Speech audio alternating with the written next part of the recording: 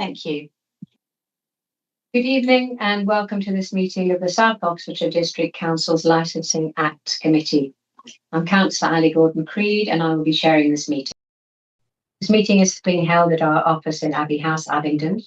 Voting members are here in person as required, but officers and public speakers are able to join remotely if they wish through Microsoft Teams. The meeting is being streamed live on the Council's YouTube channel for public viewing.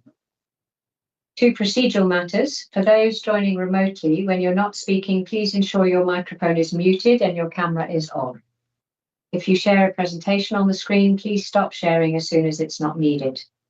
Public speakers must only have their cameras on and be unmuted when addressing the committee. If councillors wish to ask a question or participate in the debate, please raise your hand.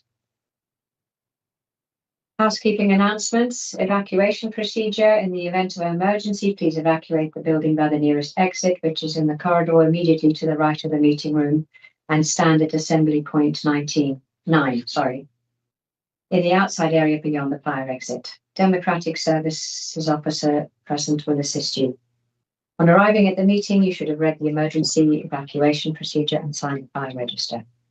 Please can everyone ensure that their mobile phones are off and any other devices are switched to silent during the meeting. When the meeting is ended, I will ask for confirmation the live stream is ended. At that point, please leave the virtual meeting if you are joining remotely, or make your way out of the building, remembering to sign out as you leave. Do we have any apologies for absence? Yes, Chair. We have apologies from councillors Mike Giles, Axel MacDonald, Lee Rawlings and Joe Robb. Thank you. The committee is now asked to adopt and agree for me to sign as a correct record the minutes of the committee meeting on May the 15th, 2025. If people had a chance to look at the minutes. Yes. Yeah. So could I please have a proposer to accept them? Seconded. Thank you. It's done. Are there any declarations of disclosable pecuniary interests and any conflicts of interest in respect of items on the agenda for this meeting? I see none. Urgent business? No items of urgent business. I will now hand over to officers to and there are no members of public to speak. So I'll now hand over to officers to introduce the report. Laura, hi. Hi, thank you. So, members, the purpose of this report is to bring before you the results of the consultation on the revised Statement of Licensing Policy, which is required to be adopted by full council, subject to any further amendments you may wish to make. You'll see from Appendix A that in the main, the changes that we propose were recommendations, guidance, additional references that we hoped licensed businesses would find useful rather than us imposing any requirements. As you'll see from the report at Appendix B, we received 30 responses to the consultation, and there was broad support for the proposed changes. In that report, we have detailed any changes we made to the policy as a result of the comments we received, most of which came from the very thorough response that was submitted by Public Health. I don't have anything further to add to the papers, but happy to answer any questions that may arise. Thank you, Laura. Thank you. Are there any questions? Yeah, I was just going to ask Laura, I seem to remember 5 years ago, it's quite a big exercise, wasn't it, to review the licensing policy, but this time it's just much more straightforward, more tweaks, was it? Yeah, generally tidying up a few things that have become more important national priorities. Things about like the violence against women and girls is obviously a more recent thing that's come to the fore. So it's really just a tidying process, and yeah, links for guidance, links that businesses might find useful for staff training, things like that. So nothing significant in respect of how we actually treat applications. More of a guidance document we see. Yeah, great. Thank you. Thank you for the work. Oh, you're welcome. Any other comments or questions? No. Cool. So the committee is recommended to consider the draft revised joint taxi licensing policy at Appendix A, and subject to any further amendments, approve a consultation exercise to seek the views of the public trade and relevant shareholders on the revised policy. Please, could I have a proposer for that? Yeah, I'll do. So a seconder? Great. Yes, I'll second. Thank you. And do we move on to this one? We done. Oh.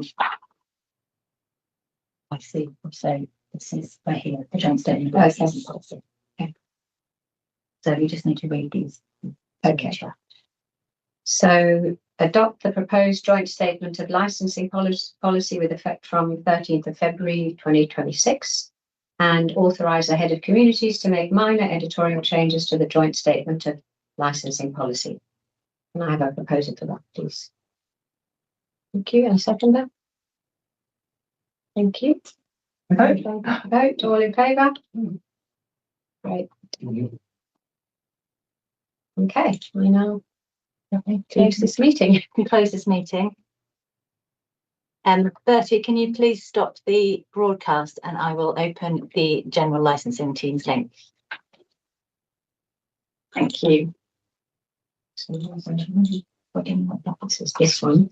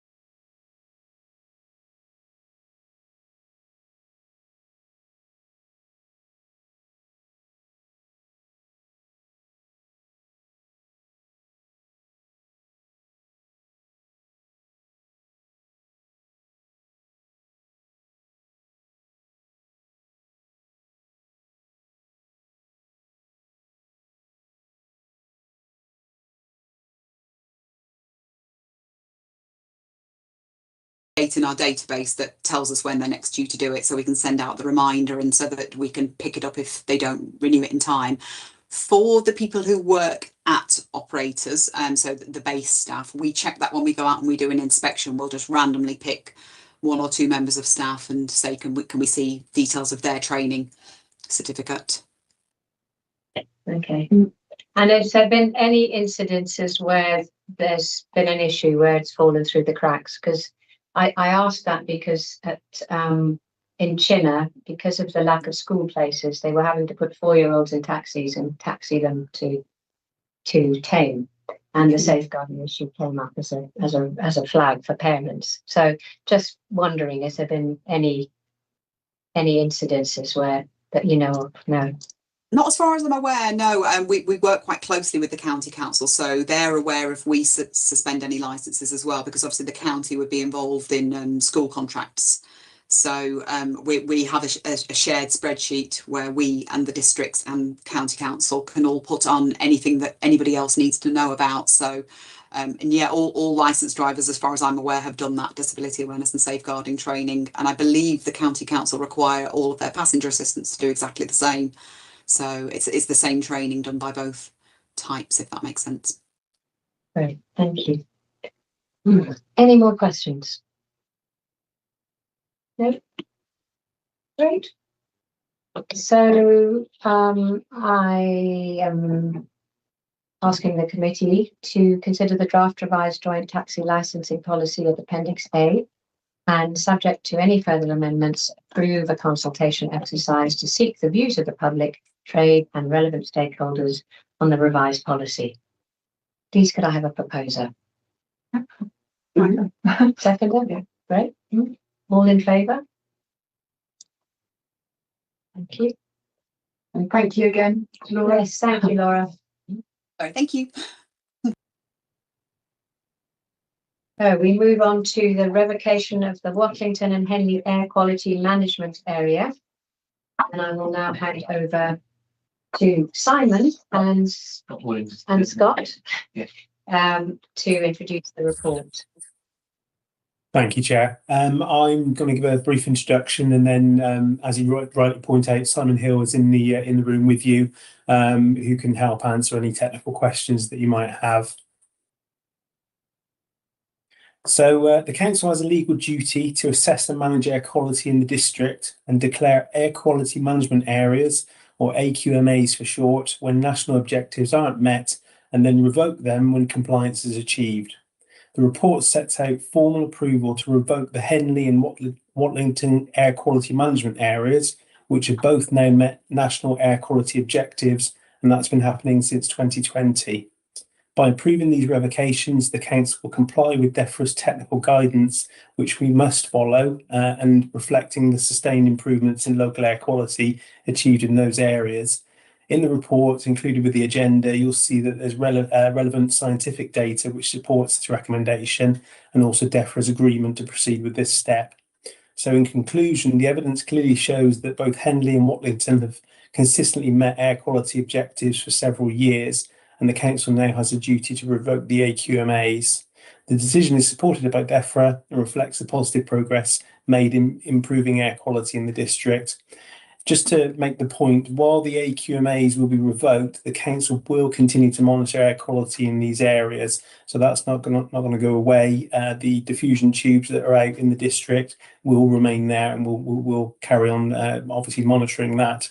So I'd like to recommend to the licensing committee to formally approve the revocation of those AQMAs in Henley and Watlington.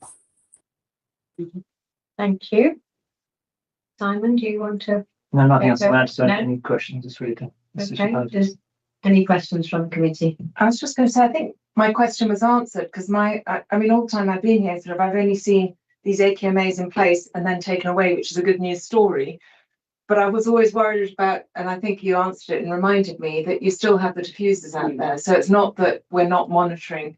Yeah, no, exactly. They'll be added for foreseeable future. And yeah, there's no plans. And the monitoring continues the same way, does it? Same way, same approach. Yeah, same regularity. We may reduce the network of these little diffusion tubes to a slight degree, but in reality, the main hotspots will be monitored for the foreseeable future. Okay, brilliant. Thank you. Yes. And what determines a hotspot? Well, these are all historically we had Wattington, Wallingford, and Henley as HMAs. And it's the old historic towns with narrow streets, so the air pollution can't disperse. And basically, that's we've been monitoring for donkey's years. And basically, those early monitoring back in 95 and 2000, it seems in the national objective. So that's what triggered it. Yeah, sort of triggered the declaration of air quality management area. Then the adoption of the air quality action plan, which happened a couple of years ago, which had actions to try and address those bits. And now we're at the point whereby that low was improved. It's well below the national objective that DEFRA set. So now we have a duty, as Scott mentioned, to remove those AQMAs, and that's what we're here for now to do. Mm-hmm. Yes. Yes, this happened in Wallingford just a year ago, and initially it caused some concern because people thought that it was all going to stop and all the rest of it. So it was very reassuring to hear that the monitoring goes on anyway. And I think it also, I think you got probably quite a lot of kickback from Wallingford on that, but it did calm down. Yeah, and I suppose a broader piece, the county has its own sort of air quality strategy. Mm-hmm. And there's been talk about updating strategy, but with the LGR coming, it's timing it correctly. But even if we're no longer declared air quality management areas, we're working in with the county to develop that broader air quality strategy. So it stays, it is a current issue. It is an issue that's ongoing, and it'll be something that will be picked up potentially by that strategy, as and when LGR develops, and see where it gets to. So it's not going to go away as an issue at all. I've got another question actually, which is basically, how do we do it? But how do you mean? How do we get this news story? What happened to? Well, I think it's difficult to predict. I think COVID and changing work patterns in now is always the rush hour, morning, evening rush hours, or the pressure points. I think that's part of it. I think part of it's the cleaning up of the vehicle fleet. Diesels, petrol cars getting cleaner, and also the shift to electric vehicles. So that all those probably combination of factors has taken that pressure off the peak rush hours, which are the main sort of cause of pollution. I'm sure you all know our market towns are a bit clearer traffic wise than they were pre-COVID. There's less people on the roads at those peak times. That's a bit really. There's no one thing that says yes, that's why, but it's the combination of those factors. Thank you.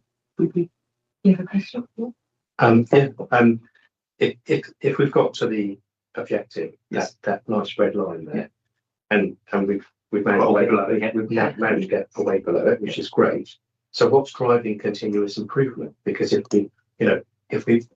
by accident we've had COVID and electric cars and things like that, actually what we're still seeing is quite congested centres, and you've got less pollution, but we haven't got fewer cars. And actually, if we're getting the electric cars and things like that, maybe those set points should actually be more stringent. Well, there is, but basically we DEFRA sort of set the targets we can aim at as a council. There's the World Health Organization, which sets sort of global levels and they've set far tighter sort of limits for nitrogen dioxide and all these elements.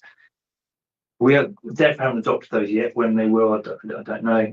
But yes, there's. Oh, that's interesting. So the world view is actually a bit more stringent than DEFRA at the moment. And interestingly, the county's air quality strategy references the World Health Organization levels, which we signed up to. So that's we may not, from a formal air quality viewpoint, from what DEFRA wants to do, we've sort of hit our bit. But there's sort of broader piece that the county strategy around trying to get us down to the World Organization level. So the work is still there. Obviously, the transport management is very much a county function, so they're keen to develop that and push that as an issue. So that's partly why we're still fitting with the air quality strategy work as in when LGR, where we actually settle down and end up how we look. That'll still be an issue. So that's sort of how it's driving the work going forward.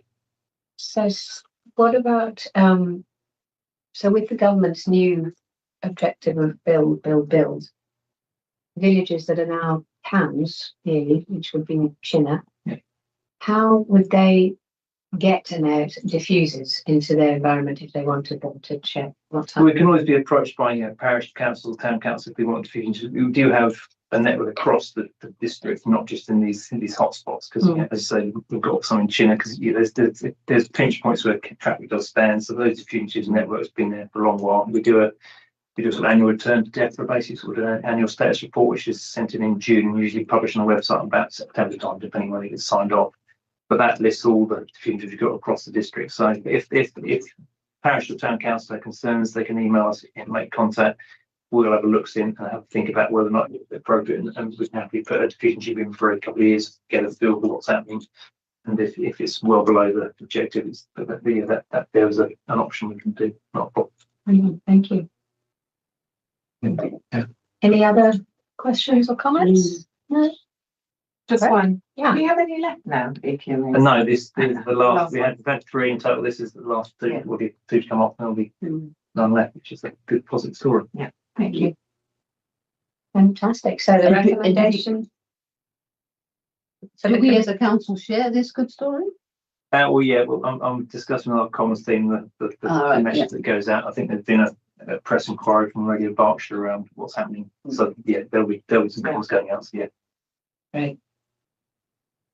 So the recommendation is for the committee to agree to formally revoke the Washington and Hendy Air Quality Management Area. Do I have a proposal for that, please? You second them? All in favour? Thank you. I now declare this meeting closed, I think. Lovely. I think Bertie's online. Bertie, please could you stop the broadcast?